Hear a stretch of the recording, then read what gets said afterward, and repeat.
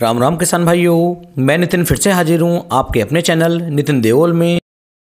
किसान भाइयों, आज हम बात करने वाले हैं सरसों की फसल के अंदर यूरिया के साथ में ऐसा कौन सा खाद मिक्स करके, ऐसा कौन सा खाद मिला करके हम अपनी सरसों की फसल के अंदर डालें जो हमारी पैदावार है, पहले नॉर्मली 5 कुंटल 6 कुंटल 7 कुंटल तक निकलती थी, उस पैदावार को हम कम से कम 15 से लेके 20% तक बढ़ा सकें।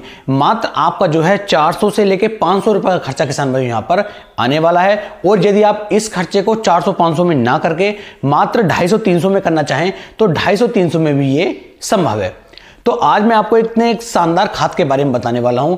इस खाद को यदि आप यूरिया खाद के साथ मिक्स करके अपनी सरसों की फसल के अंदर पहले पानी में उपयोग कर लेते हैं, और यदि पहले पानी में भी आप उपयोग करना भूल जाते हैं तो आप किसान भाइयों दूसरे पानी पर भी इन दोनों खादों को मिक्स करके यदि यूरिया के साथ मिला करके अपनी सरसों की फसल के अंदर डालेंगे तो आपकी पैदावार में कम से कम 15 से लेके 20% की बढ़ोतरी हो जाएगी। बहुत ही शानदार खाद है हमारी सरसों की फसल के लिए। तो चलिए शुरू करते हैं।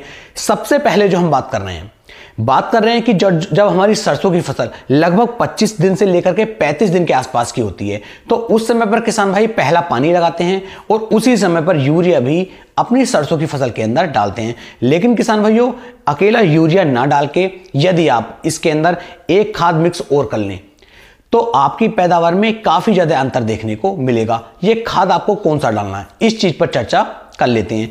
सबसे पहले ध्यान दें, जो हमारी सरसों की फसल है ये तिलहनी फसल है किसान भाइयों, ये तेल वर्गीय फसल है। और तेल वर्गीय फसल के अंदर यदि सल्फर हम डालते हैं तो सल्फर के बहुत सारे महत्व यहां पर देखने को मिल जाएंगे।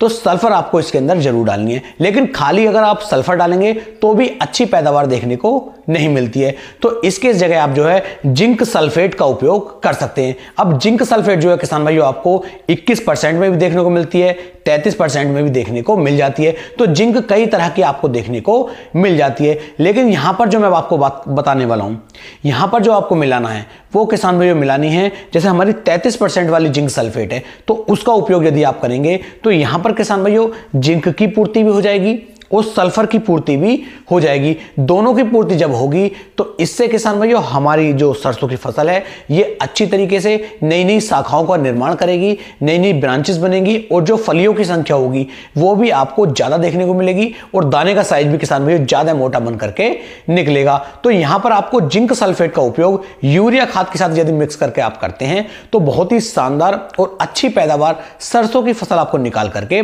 देगी।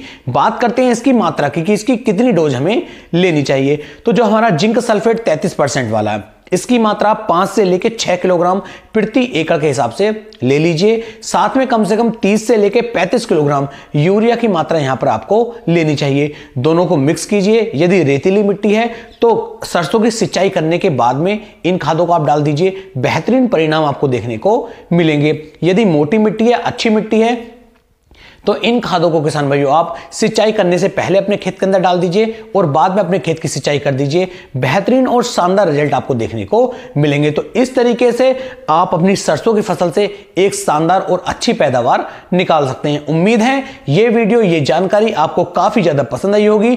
वीडियो अच्छी लगी हो तो वीडियो को आप शेयर भी कर सकते हैं। फिर मिलेंगे एक नई वीडियो में।